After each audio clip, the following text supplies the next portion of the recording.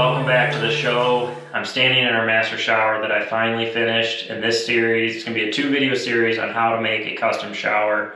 So let's go ahead and jump into it. Start working on this tile shower. So when I had the floor concrete poured, I had my drain pre-installed for a custom shower. And then I marked out the distance, and then I had them slope the concrete floor to get my first slope for a custom shower. So since that's done, the next thing I need to do is I need to put a rubber barrier on the floor that goes up the side. So I block in 2x12s in between all my studs all the way around, which I already have done. Now I'm building up this threshold so that I can I can do my mud bed for the final slope of the shower. So we're going to get this installed, and I know somebody's going to ask, how do you drill into your floor when you have in-floor radiant heat? My slab is 5 inches thick. These screws are 4 inches. This is 1.5 inches.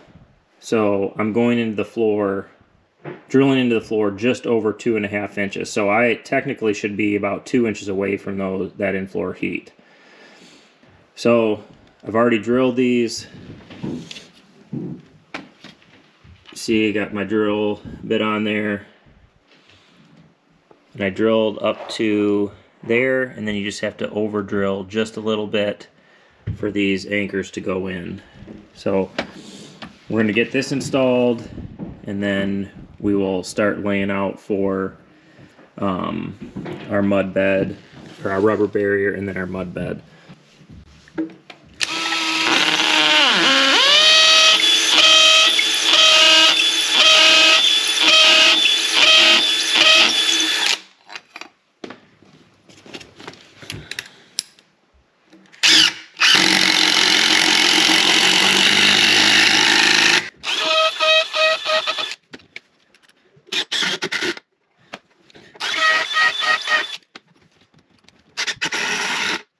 You can see I countersunk those into my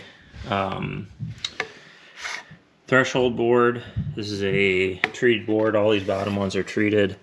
So now we're going to clean up the bottom of the shower and lay our rubber membrane in here. And I'll lay it up and over this right here. And then I'll put some wire mesh over the top of here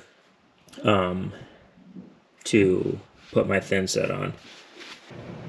Here, so the rubber membrane comes down, we'll go over this, cut the center out, this will go back down over, that's what seals that membrane, and then you put little rocks around here when you pour your mud base, so they act as weep holes, so any water that gets through the tile, that gets through that mud base would hit these rocks, hit these weep holes, and go down the drain. So, and then on top, this will get screwed in, and that's how I determine the height of my mud shower base. Now, if you're asking yourself, why didn't I just use the concrete? And you could if you waterproofed it.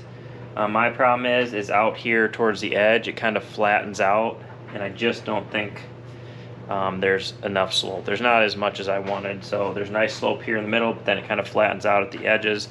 So I'm gonna just, on the safe side, I'm gonna go ahead and do this way. A little extra work, but it's not that big a deal. So we're gonna get the membrane in here, get the drain all set, and then we will get our mud base in.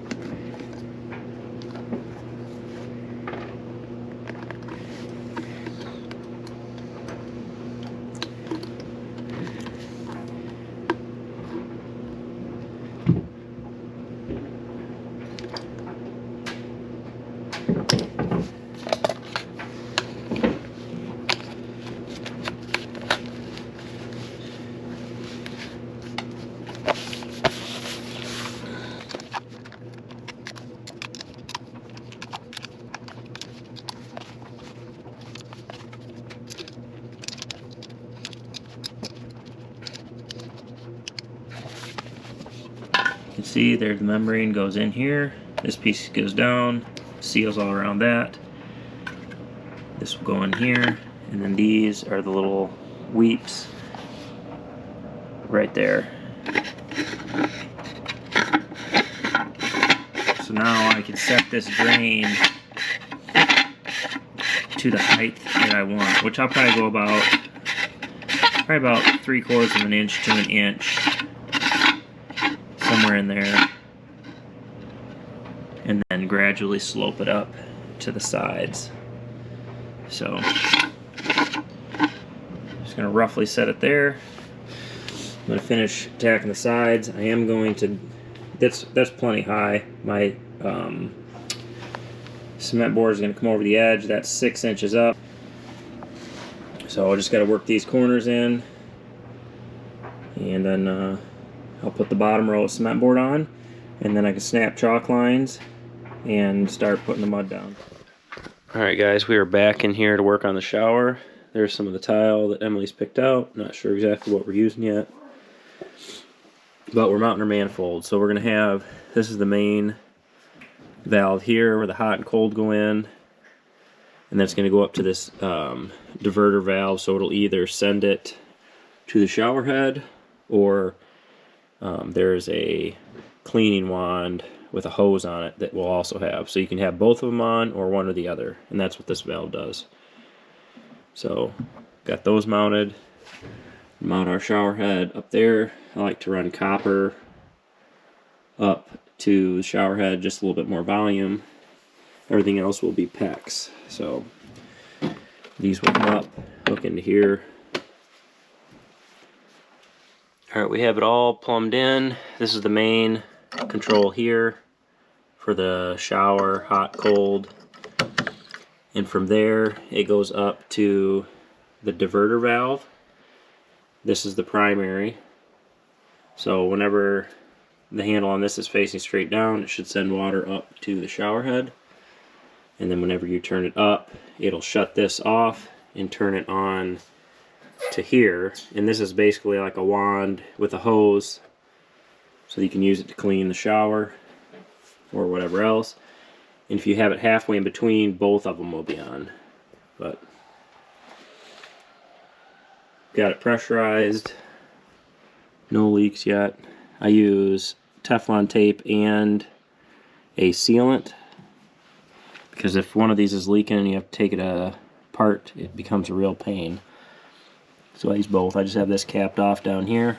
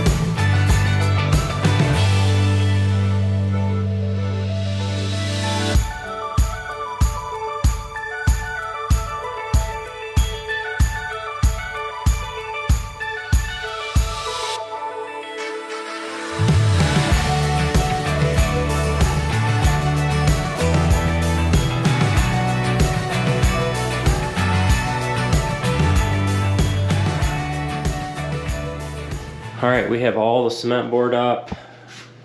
We got all the seams taped.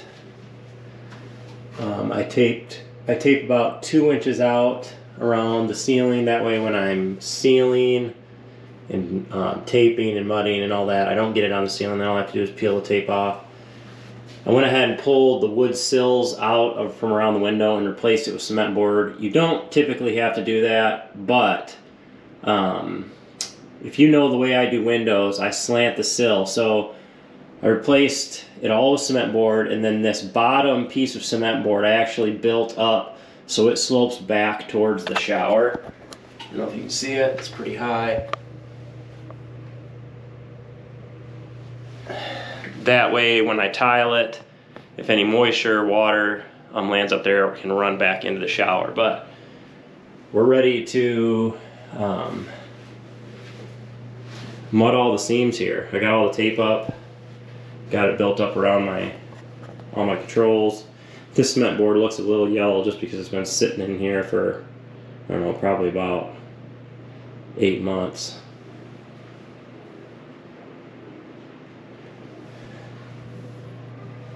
Got my pan in. So once I get all this mud and taped, I'll chalk a line around.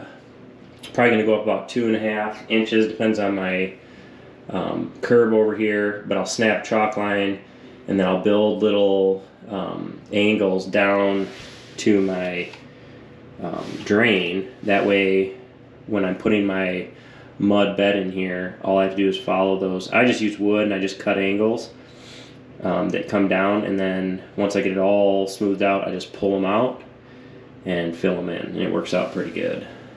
So we we'll get going on this mud here pretty soon. I'm gonna eat some lunch, go plow some snow, and then come back and do that. But I'm pretty pumped this is getting done.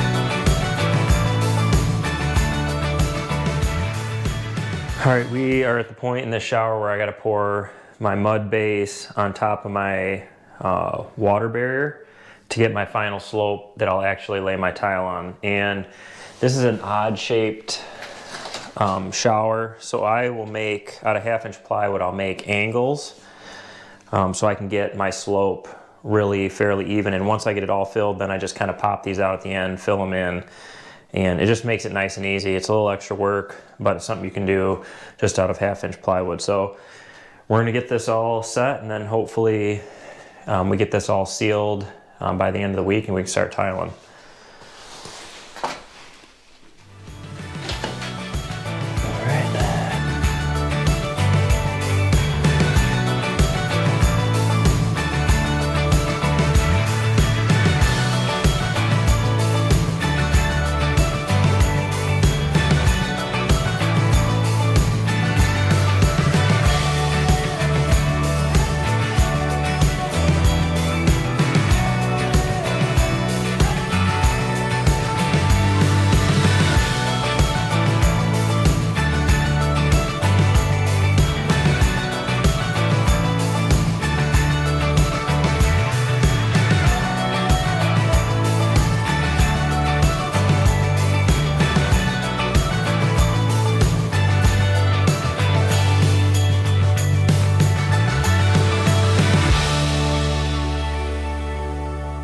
All right, so we're mixing up the mud for the shower pan, and there's lots of different ways to do this. Is like with anything, I mix mine 3 parts sand to 1 part Portland. I've had great success doing that, so that's what we're doing.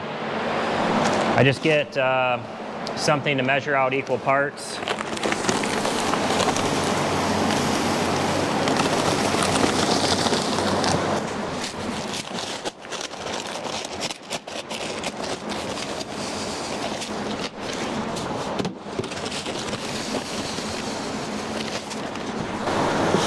So I'll do 3 to 1, so I'll do 2 buckets of sand and then I'll do a bucket of Portland.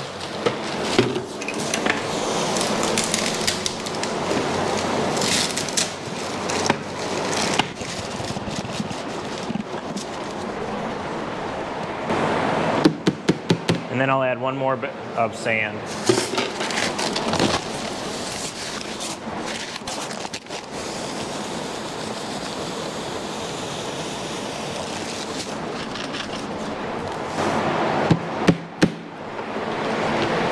And then we just mix it up in the wheelbarrow with the shovel, and then we mix it up in 5-gallon buckets to the consistency of, like, if you like hold it in your hands where it'll kind of hold its shape. You don't want it too wet. You can always spray it down when you're getting your shower pan made. Mason sand is the best, it's the cleanest sand. We couldn't find that, so we just got an all-purpose sand, which will work. You just don't want a lot of big rocks in there. You want to keep them as small as possible. Water.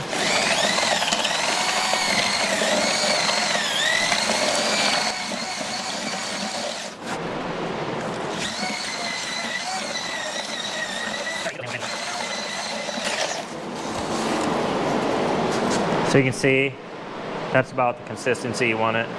So when you squeeze it, it holds its shape. That's it.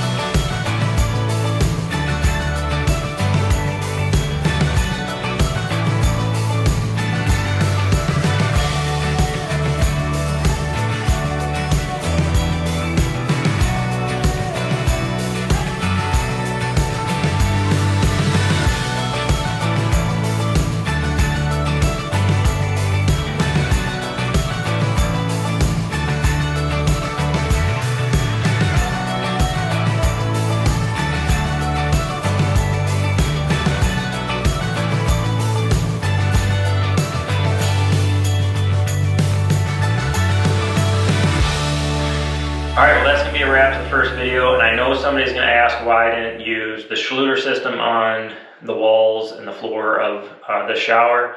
And I've used Red Guard for a long time. It's a great way to waterproof. I find it easier to apply and put up. I think Schluter's a great system. Just for me, this was what I like to use, and I've had great success with it. It's kept my custom showers waterproofed. And that's that. So the next video is going to be about all the tiling and the shelving, stuff like that we put in the shower. So thanks for watching. If you haven't already, hit that subscribe button. If you have any questions, leave them in the comments, and we will catch you on the next video.